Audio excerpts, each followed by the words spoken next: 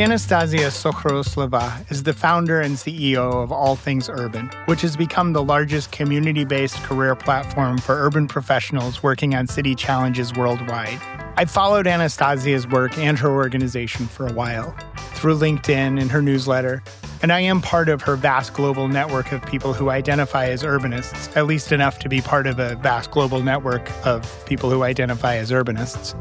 Recently, I met her in my hometown of San Francisco at an event that she actually hosted. Anastasia is based in Berlin, but took advantage of a trip to San Francisco to have an All Things Urban meetup for us in the Bay Area. So one of the things I wanted to talk to her about is the relationship between global and local, how she thinks about leveraging a network of people in cities all over the world to make an individual neighborhood's work better. We talked about the many distinct fields under the umbrella of urbanism, how they connect, and how the skills, both soft skills and hard skills, are changing, and what that means to people starting or building a career in city-building professions. But before we talk to Anastasia, let's go for a walk. Jane's Walk is a global movement that's all about city building, connecting, building well-being amongst neighbors, getting to know each other. And it's really based on the life and the works and the writings of Jane Jacobs, sort of her idea that cities are living, breathing ecosystems that are built by people who live in them, and then the people who live in the cities also build their communities. And so it really is this global conversation about what it means to live in community and what it means to be an expert in your own community and what it means to build community with others. That's Sarah Luca. She's the co-chair of Jane's Walk. I'm so excited to chat. I love chatting all things sort of community building, engagement, Jane's Walk. So this is such a perfect opportunity to connect and learn more about what you folks are doing and to share what we're doing all the way up in Toronto. Jane Jacobs moved to Toronto in 1968, shortly after being arrested in New York at a public hearing for a Lower Manhattan Expressway proposed by Robert Moses. Jacobs had successfully led the opposition to the expressway, delaying Moses's plans for years. At the hearing, she was accused of inciting a riot, criminal mischief, and obstructing public administration. After months of trials for which Jacobs commuted from Toronto to New York, her charge was reduced to disorderly conduct. Jacobs lived in Toronto until her death in 2006, and of course, the expressway was never built. So we're actually going into our 20th year next year. So Jane's Walk actually began in 2007. And it started when a bunch of her friends who lived and, knew her in Toronto really wanted to honor her legacy when she passed. And they had some ideas around, we could have done like a bench in her name. And they were like, no, like she probably would have hated that. And they're like, we could have done a statue, but, again, she probably would have hated that. And they came up with the idea of doing a walking festival. And the very first Jane's Walk, I think, only had about 2 or 3 walks, which were led by her friends. And then it sort of just took on a life of its own, and it just continued to grow and grow and grow. For example, last year was one of our biggest years. We had 150 walks that were all volunteer-led across the city. And since then, like I said, going into our 20th year, Jane's Walk has become it's amongst our sort of urbanist folks in Toronto and our city builders and our community builders, it's always something that folks look forward to as an opportunity to activate, to engage, to get out onto the sidewalks. And it also helps that it's the first weekend of May. And so everyone is excited to come out of the winter chill and start exploring and walking and being in community again. Beyond the 150 walks in Toronto, there's been about 2,000 Jane Walks in over 500 cities around the world. The real beauty about Jane's Walk also is that it's this sort of decentralized, autonomous movement. And so anybody can lead a Jane's Walk, which is one of our key principles that we really, really lean into. But also, as long as there's movement and organizing, folks can get together and sort of start their own festival in their own way that makes sense to them. So whether it's an entire weekend, whether it's just one walk, whether it's a whole week of walks, it really can be whatever folks want it to be. And we're particularly excited too because for me, like the magic of Jane's Walk happening sort of all at the same time is this idea that all these countries around the world, all these communities around the world are now engaging in sort of what it means to live in communities and what it means to be in cities and sharing Jane's ideas sort of all at the same time on the same weekend. So it just goes to show you like the scope of how large this movement has grown. While the movement continues to grow, part of what makes it Jane's Walk is that it remains local. Every walk is different and built by and for the city, and really the neighborhood it takes place in. Toronto is struggling with this idea of what it means to have public washrooms and what public access to washrooms looks like. And so we had someone who's a longtime collaborator, fan of the festival, lead a walk. I think it was called Who Gets to Pee in the City? And it was all about this idea of public washrooms and why is access to public washrooms so difficult and what does that mean for convening and like what does that mean for folks that are looking for third spaces and access and inclusivity. If you've listened to this show for a while, you may remember my episode with public bathroom expert Leslie Lowe and our conversation with Carrie Tyson from Portland, Maine, who created and now is implementing a public bathroom master plan. On May 2nd, he will be leading a Jane's Walk he's calling Imagine Peeing Here, focusing on how our public infrastructure fails our private needs and how cities are flushing away their chance to make the public spaces livable and what is and what can be done to address the need for more public restrooms. We've also last year did a Jane's bike ride where we partnered with our local bike share and we went on a community bike ride to explore in the West End, the Humber River, and to go on like a nice little trail, learn a little bit about like the local history of the place,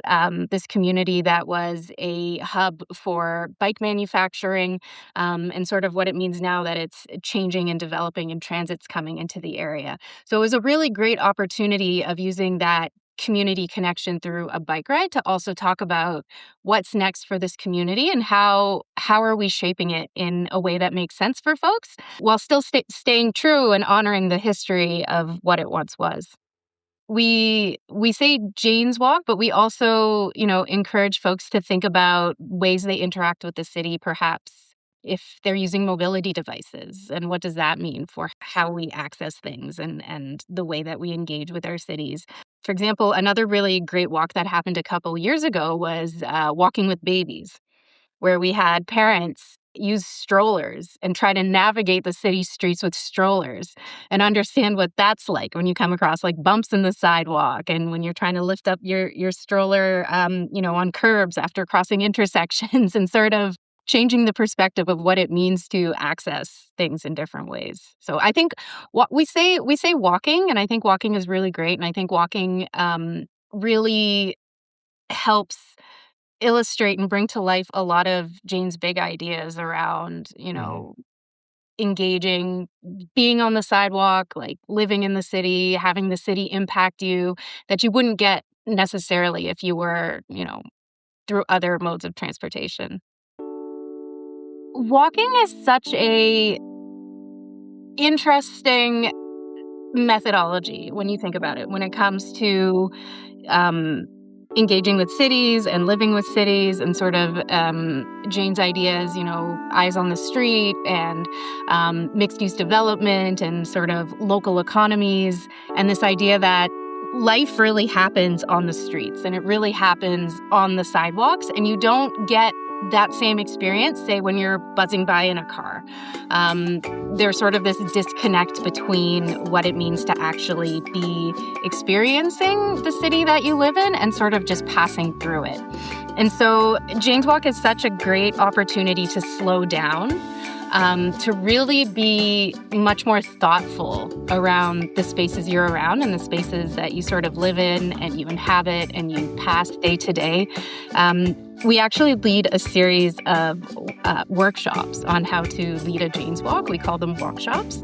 And one of the main tips that we have is when you're thinking of, what topic you'd like to explore, what conversation you'd like to have, one of the first things that we say is just go on a walk. go on a walk, bring a friend, and look at things that you haven't looked at before. Sort of tap into your senses. What are you seeing? What are you hearing? What are you smelling? What are you experiencing that you wouldn't if you were sort of rushing to get from place A to place B to place C? And so walking also becomes this very, for some folks, for most folks, I would say, it's more accessible. There are some communities where walking is really, really difficult. And so that also begs the question, why is it difficult to walk in those communities? And what are we missing by not having walkable communities?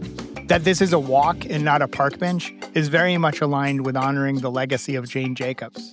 In order to keep that alignment true, organizers provide a set of 6 principles as a framework for the walks. Yeah, so the one that I'll start with is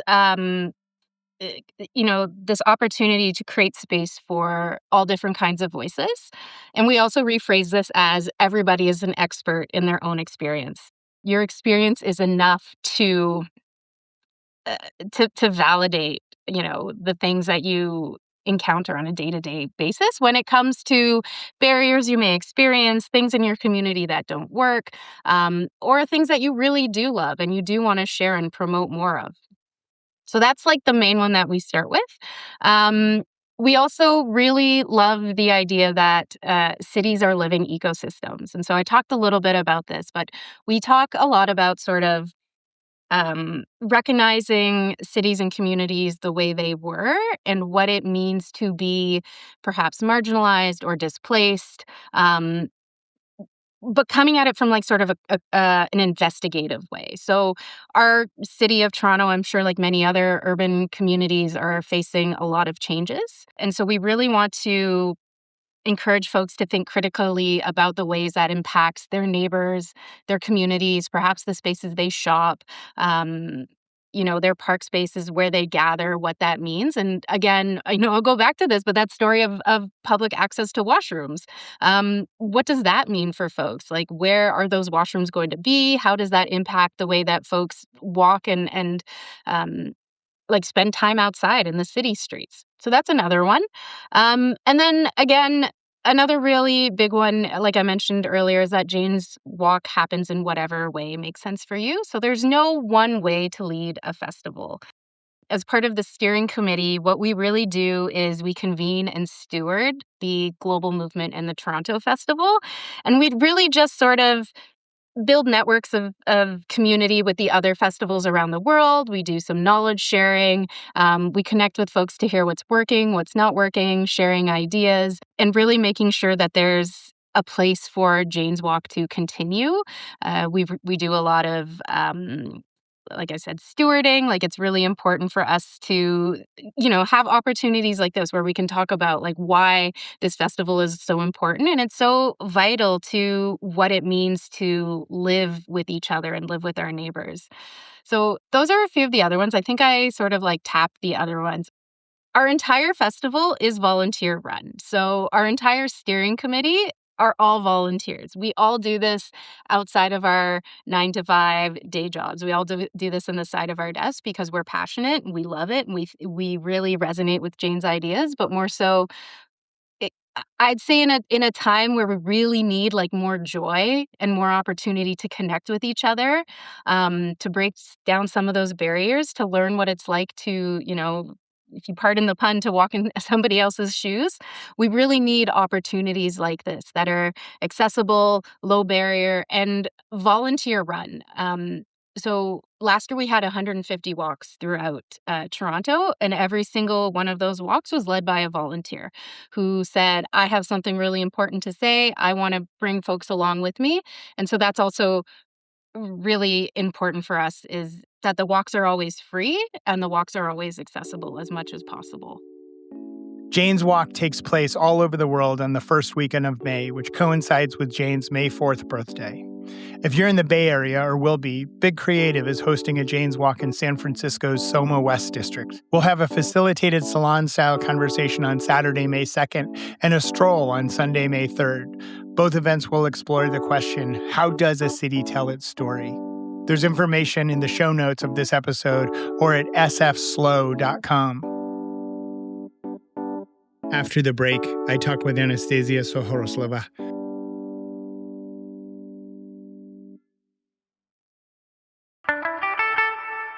Welcome to the show. Thank you so much for being here. I'm excited to talk to you. Thank you for having me, Chip. Yeah, as I told you when we were preparing, I'm so glad and thank you for this invite. And I think this podcast happened as a result of also of the All Things Urban meetup and community work we did. And we met with you a few months ago in San Francisco in person. And now we're having this conversation. I'm super excited.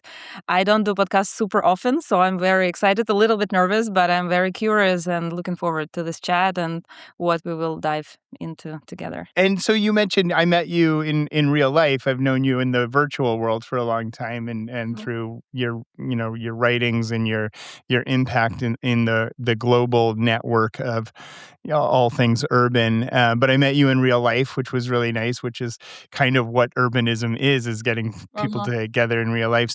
And I want to talk about kind of the global network that you've created and the various other networks globally that there are and how that impacts kind of cities and place-based thinking. But let me back up and start with this question. When I talk about, or when we talk about urbanism, what are we talking about? What does that mean to you?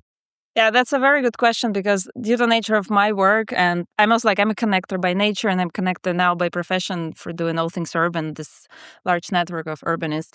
And I connect with many different peoples, and I'm part of different bubbles. And sometimes I come to events with completely different angles. They can be purely related to urbanism or slightly just because in the end, I believe that city is about so many. City is a system, so we're this way we connect with different fields.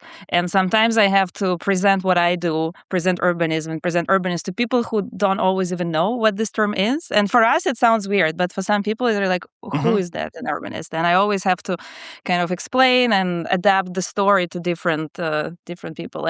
But in my opinion, for all these years of being in the field and kind of seeing all the different careers and meeting people of different professions, also coming from different backgrounds, because I feel like urbanism is perceived differently from depending where you're coming from. Because in some countries we have a certain degree which literally say urbanism, in others it could be geography or urban planning. It's so diverse. So, but in my opinion, based on practice, I think we should look at urbanism more like it's like a lens for which you look at the profession or what you do, but not like a one per se discipline, because it's so diverse and changing. The projects are getting very, very complex. And in the end, it's something that there's a section of urban planning, design, policy, because urbanism is so politically related to policy and levels of democracy, technology, sociology, economics. In the end, I don't think there is one degree which owns it. Obviously, some parts of it still require like a degree and a certain certification in urban planning and architecture, but that's not only it. And that's what I see in our field, that many people come to me to All Things Urban with these challenges like, oh, I don't fit this specific box, but there is no box. And I think it's changing, and I think that's the challenge and the beauty of our profession, because the complexity is growing, but also it's like new fields are joining our fields, like now with technology, with AI, with interesting, community work as well. There are so many ways for a person to take. So, and that's why also we started All Things Urban from the very beginning, to show that there is no one specific pathway. It's so complex, like it's so not even complex. It's like it's very non-linear and multi-angled, and you can find your pathway. And personally, myself, I don't have a degree in urban planning and architecture, but I always wanted to work in this field and find my space in this kind of landscape of opportunities. I joined Urbanist through the door of communications in our field, but then it led us to All Things Urban to show what are the options in front of you, what you can do, and how you can connect all your unique experiences, views, values, and then bring them to the city as this interesting laboratory of all the different spheres. Yeah, and that's why I think the mission we had in the past and still have is to be like the place and kind of the home for people who share the same vision, and also for people to feel not alone on this journey. I feel like there are others who feel the same, who believe in the same, and have the same goals. And they also, I think, makes our urban journey easier and more fun, as we see at all the meetups and community gatherings. How is the networking improving the practice, or are we just improving the discourse around it? How do you see the network really supporting the work in the practice of Yeah. urbanism? No, in general, I feel like the the networking effect and the ability to connect with others in the same field is extremely powerful, like in many different ways. First one is obviously like you see the variety of other professions and what other people are doing, what kind of projects there are, what are the options for you. It allows you to exchange different practices and obviously to also showcase your work and showcase yourself as a professional. I mean, there are many, many different layers to that. But in terms of like what we do, for example, like we have this global network, global reach.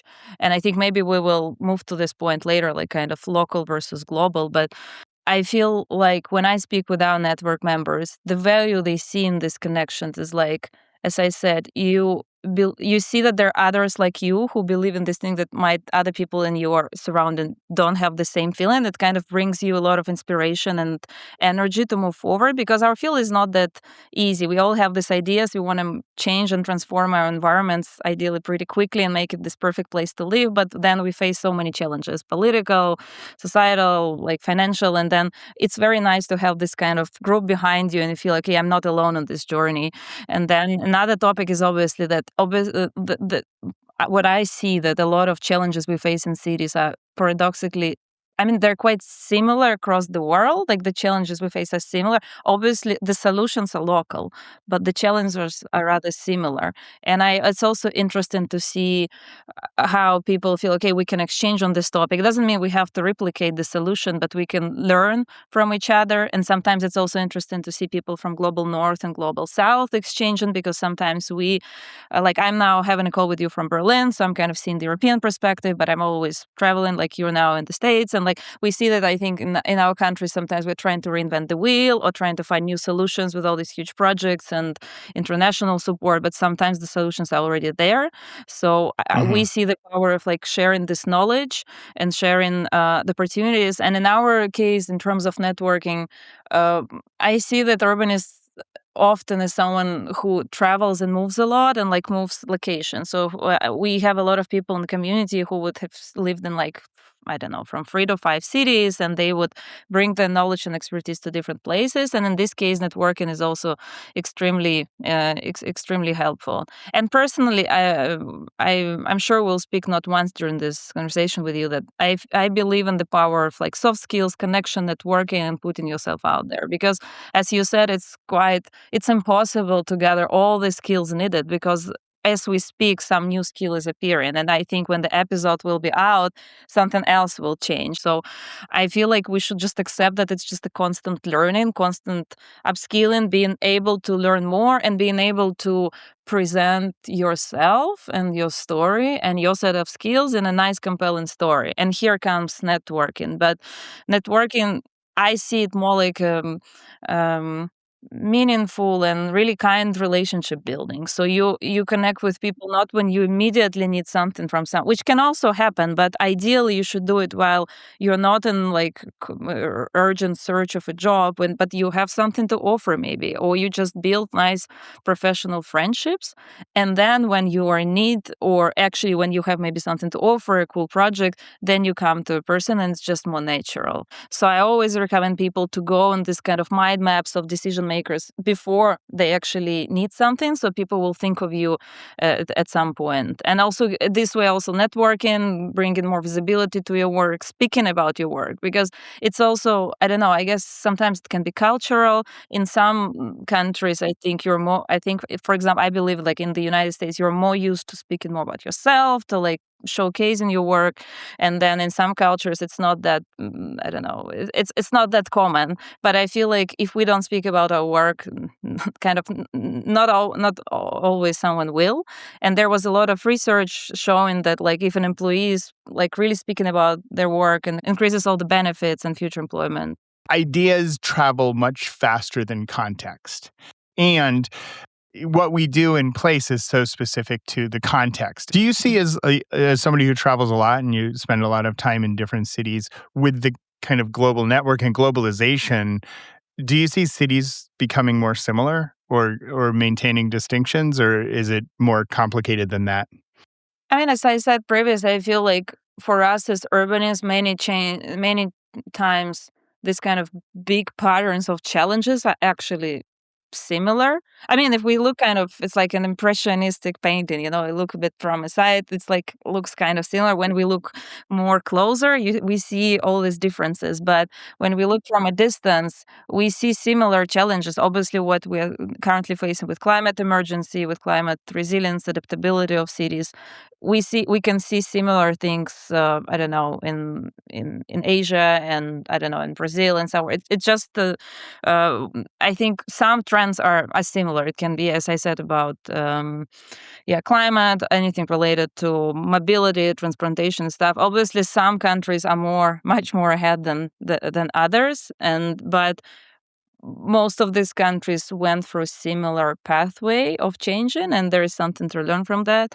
But what I also see in our field, that through big international projects and a lot of philanthropically supported projects, there are more and more, I don't know, organizations supporting and this kind of city-to-city exchange or cross-national exchange. But I strongly believe that at this case, like, there is no other way to move forward and solve these challenges if they don't speak with each other and don't share solutions. And many times, if we see like how municipalities collaborate, usually municipalities who are part of international projects, they're the ones who are the most forward thinking, and this way they also support each other. And it's not easy time I think, for kind of the urban field and for the climate field these days in terms of the funding and opportunities.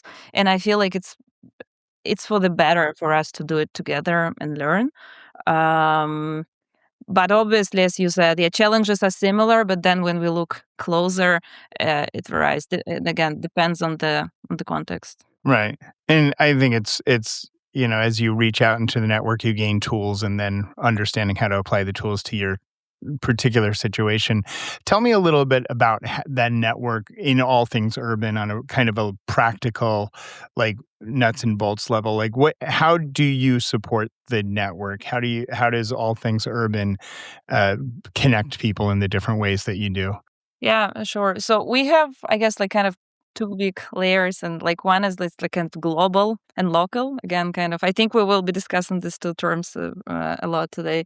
But at the beginning, as I said, All Things Urban was born from the idea to give like this global hub and global place for people who share this vision of urbanism to come together, to find what are the best opportunities out there, to support each other, to get, I don't know, to find out about the coolest trends, and to encourage people that there are many different learnings and journeys. It started just like a platform with a job board, education board, and a blog, just more like giving some knowledge and information to people. And slowly but surely and very organically, we grew into like this huge network of thousands and dozens of thousands of people globally, literally like from Chile to New Zealand, who connect in different ways. So we obviously have the platform which people use, and some of them like we did a poll a couple of years ago when we asked also people, what do you think of All Things Urban? And some people say, they say that identify themselves with the community, even though they never been to in-person meetings back then, but they still kind of have this feeling of like, oh, I am part of the community. And then we would sometimes in the past meet randomly at some events, like, oh, we're part of All Things Urban. People say, oh yeah, I'm part of the crowd. So even before we were having in-person meetings, there was always like this community spirit. So for many years, it was this knowledge platform. There were a lot of we started with some online gatherings for urbanists, but then transitioned more into education plus networking. So we would have webinars, collaboration with schools or with education providers. So our focus is always on careers in urbanism, and then networking is like a big part of it. So we would have an online session and then a networking session afterwards, or it could be, I don't know, now since a couple of years, we also started running courses and trainings because we saw where the skill gaps are in the field. So now we run these courses. As part of the course, there's a big part of community and networking as well. When we have the calls and people exchange on their challenges, they find accountability bodies for their challenges, or, I don't know, job search or new skill to learn, and it's been helpful. If we go to international events and conferences. We always set up we try to connect people on the ground together as like a spin-off little meetup, or just let's say we would host a session and invite community members to join. So for many years it was more like organic, like in-person connections were organic and not clearly defined. And since a year we've been doing more and more work on this really in-person connections. So we have this power of really global network which connects internationally and exchanges the trends which we discuss. But then, as we said, the solutions are local, and I personally believe in the power of face-to-face connections and friendships and collaborations. So we started putting much more work into this in-person local hubs. And we started with a few cities, and it will grow a lot this year. We're kind of intensifying our work on this. And now we started the hubs in London, San Francisco, Berlin, Paris, Barcelona, Brussels, and Istanbul.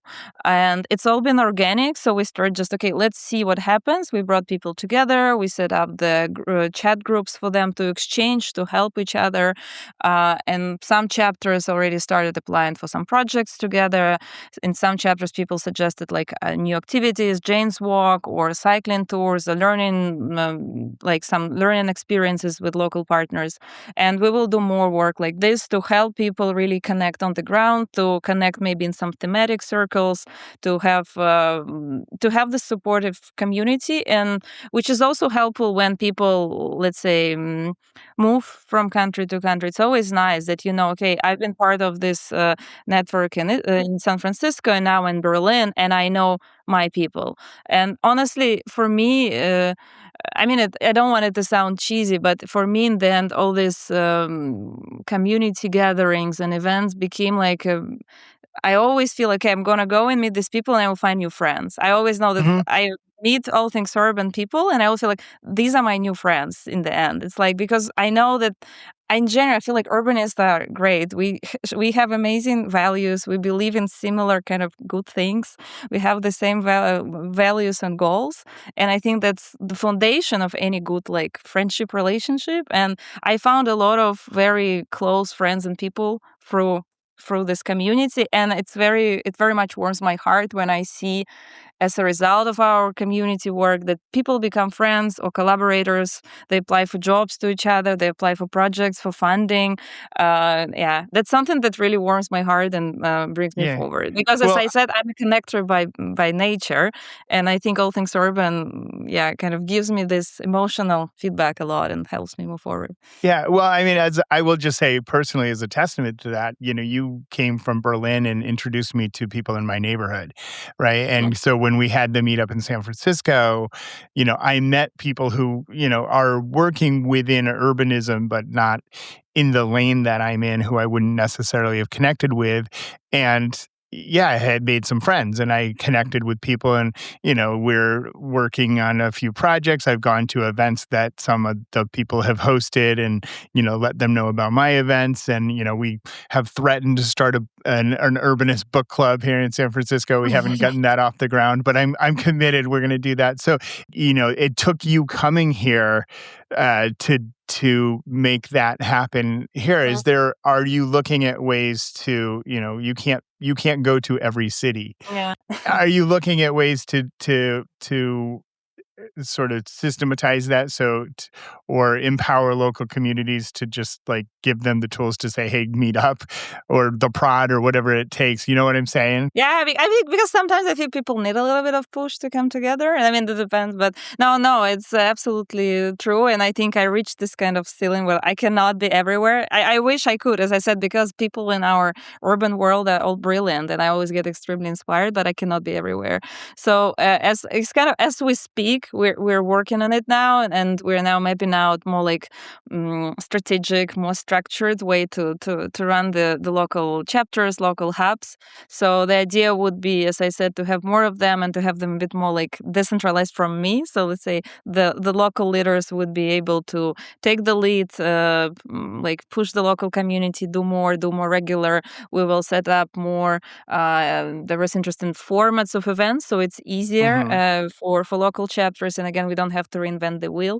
The idea is also to maybe do some thematic seasons, so thematic months on some topics. So help people dive into this and that, maybe do more interest in local research. In this way also generate knowledge, generate maybe interesting content for our platform, a newsletter.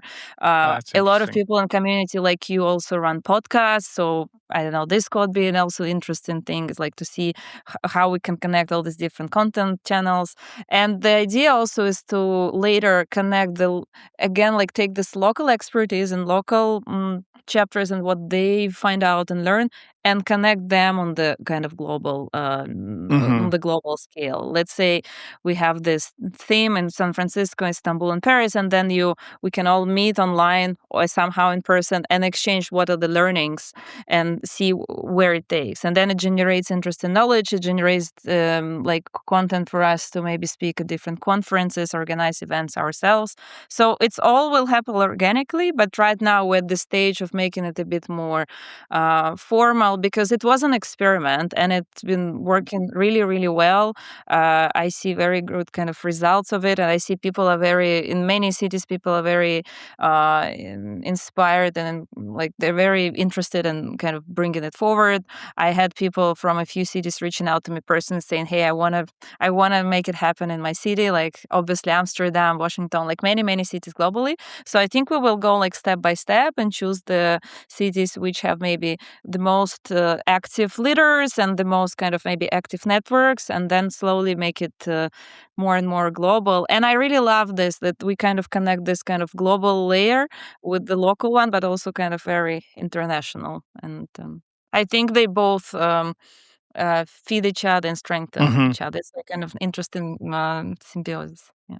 Yeah. No, I think there's a lot of opportunity and a lot of just power in both the global and the local network. I feel like there's very different roles and how they support each other. I'm excited to see where that goes and where that takes it. And what I'm hearing is you're kind of giving us permission. I can get together with my San Francisco friends before your next trip out here. I know, absolutely. We could meet without you. I mean, it wouldn't be as much fun, but we can do it. No, the idea was always like, you should just get together, just do it, organize it.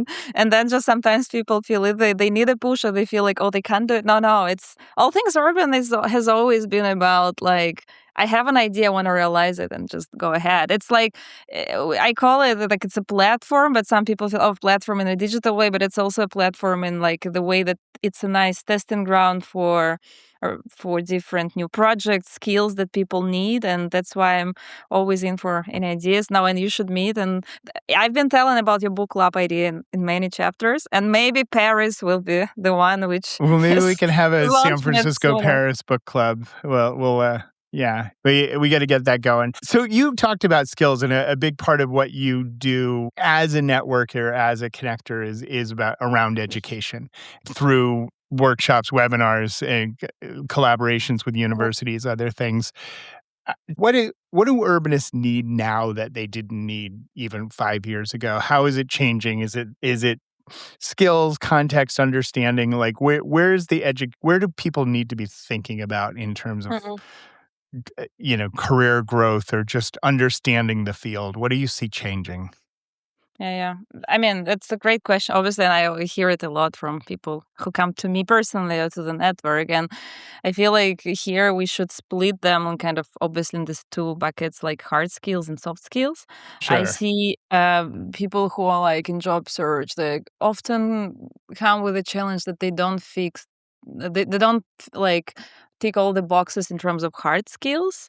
But as I told you before, as we spoke, it's very hard these days to tick all the boxes because the skills are just evolving. There is always something new, and I don't feel like many people can really tick like 10 out of 10. So I think just understanding that you can still apply even if it's not 10 out of 10, it's fine.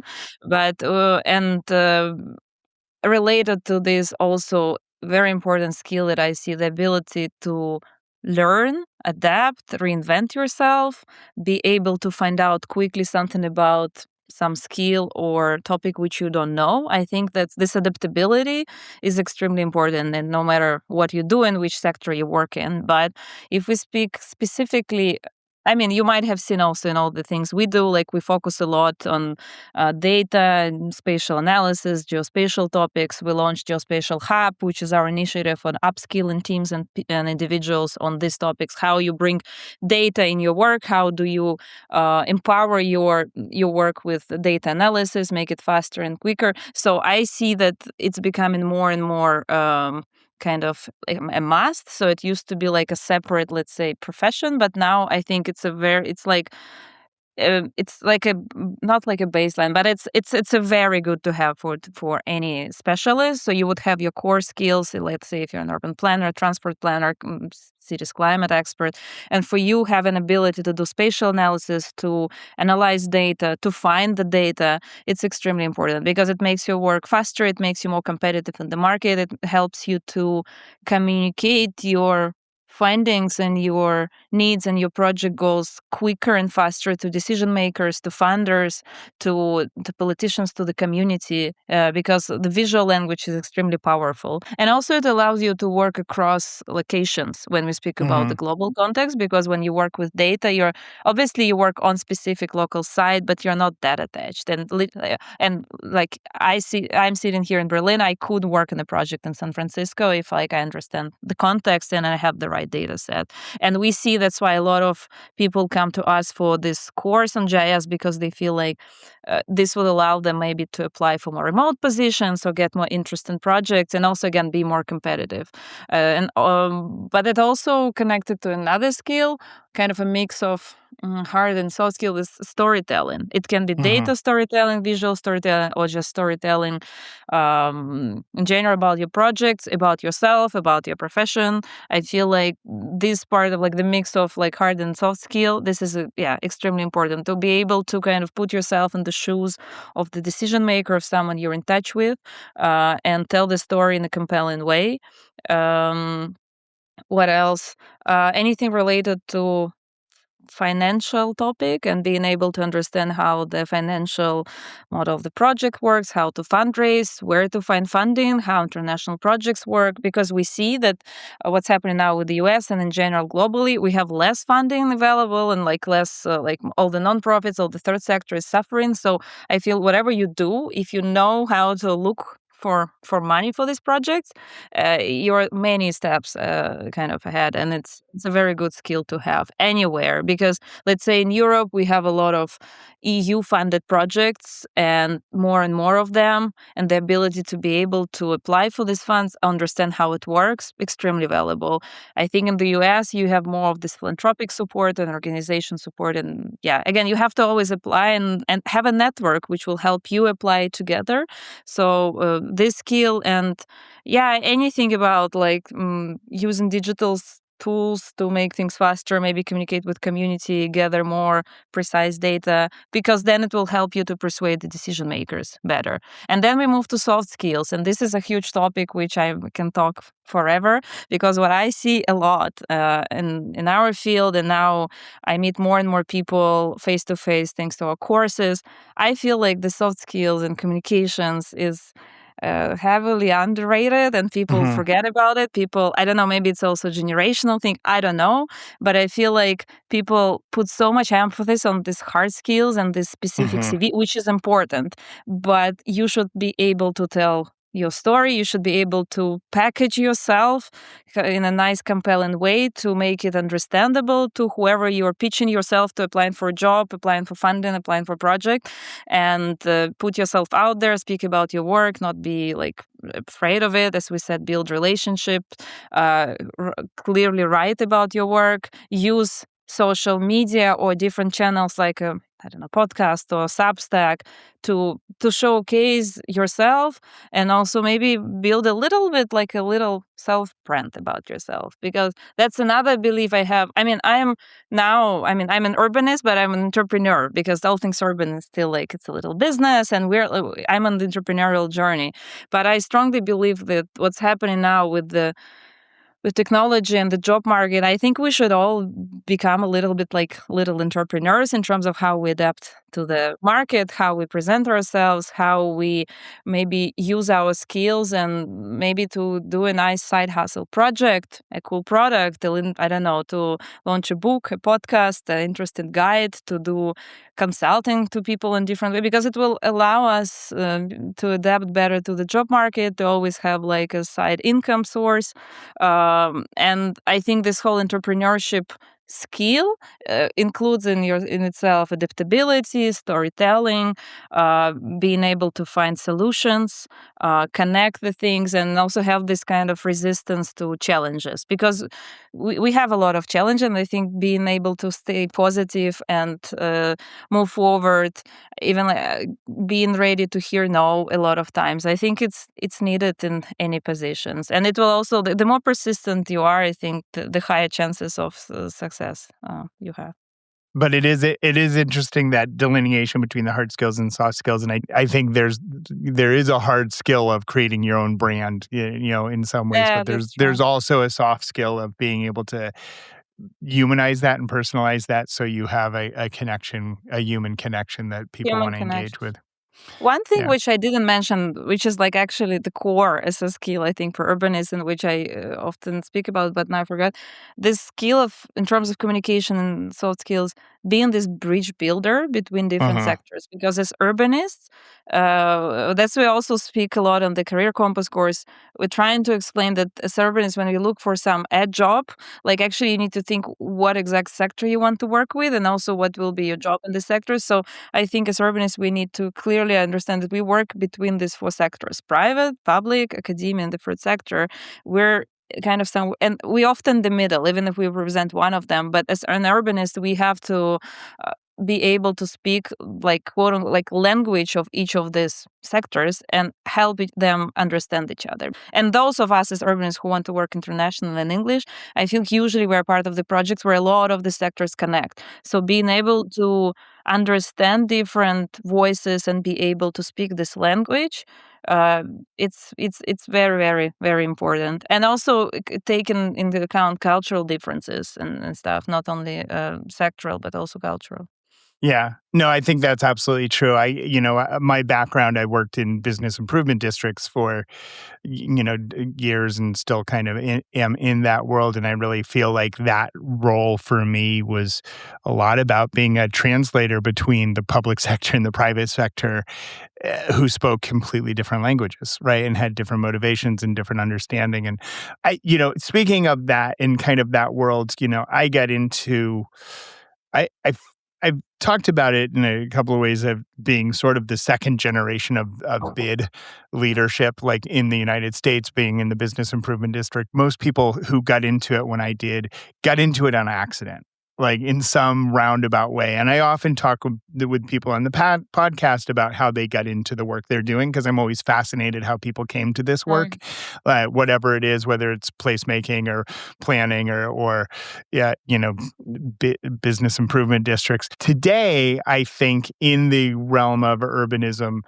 people go to school and say, young people say, I want a career in this part of urbanism, or how do you see people today, young people coming into the field? Do you think people are coming because they're motivated by wanting to change a certain thing in their city or the climate or the world, or fascinated with the work? Or how do you see people coming into the space now?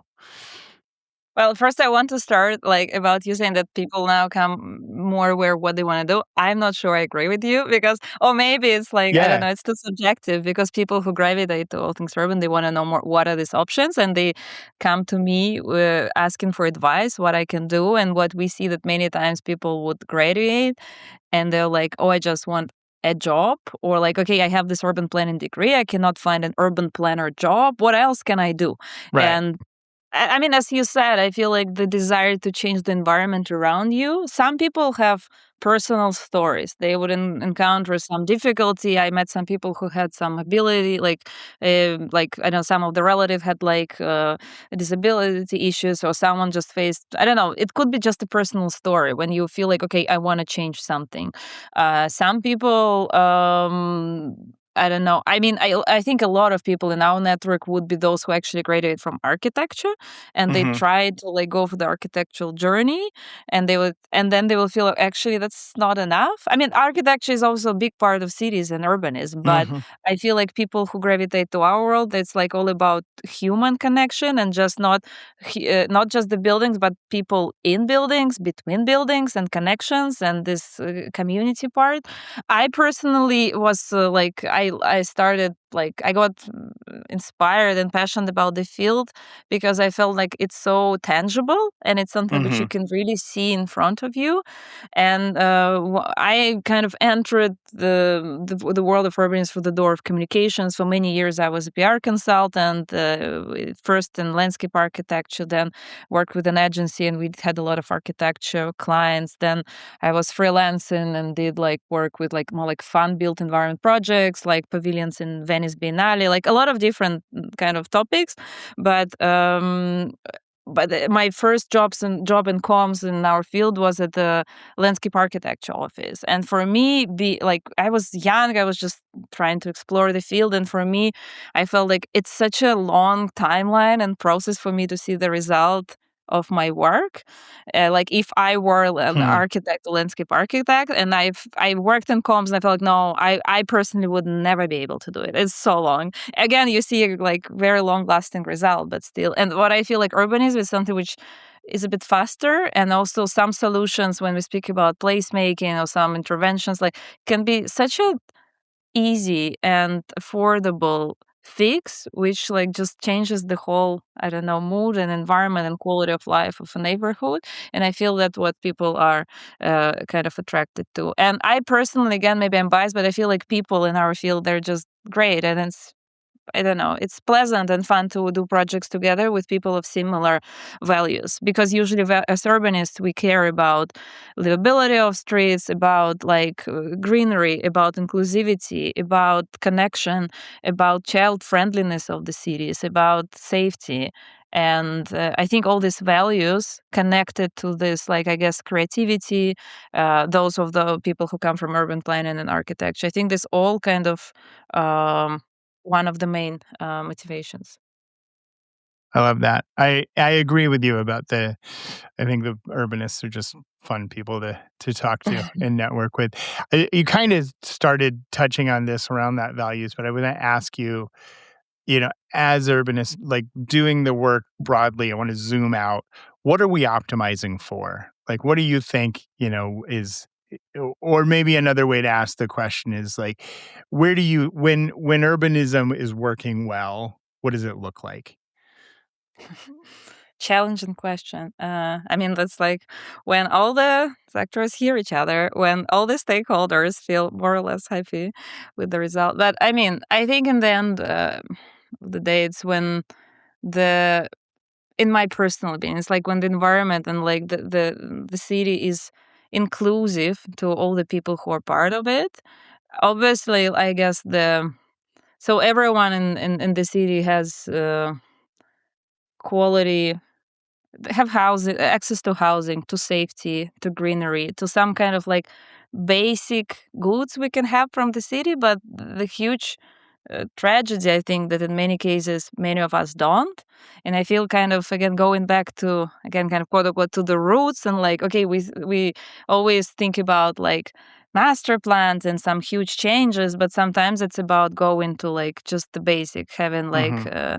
enough greenery, enough enough safety, enough light, enough space for like children or women to move through the city and feeling safe, enough space for people with different backgrounds and for newcomers to feel welcome and also to feel like they have a say. So again, it kind of moves back to all the values we just discussed about inclusivity, openness, safety, and stuff. And I feel like no one. I mean, there are all these cities which we all as urbanists like Copenhagen, Amsterdam. Some people really like Berlin, where I live, and like because why? Because it allows you to be uh, happy and free, kind of, without threatening the freedom and happiness of other people. I know it's just my personal opinion. I feel like that's also, as urbanism is very complex, I think our opinions are complex. And that's why we have different jobs and careers. Someone believes that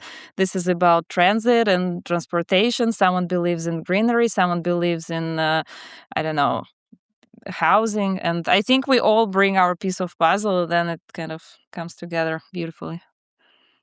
Well, it sounds like you're quite a good puzzle maker. So I appreciate the work you're doing, bringing us puzzle pieces together. And the network really is powerful, and the work you're doing has an impact on globally and locally. So, what's inspiring you about the work right now?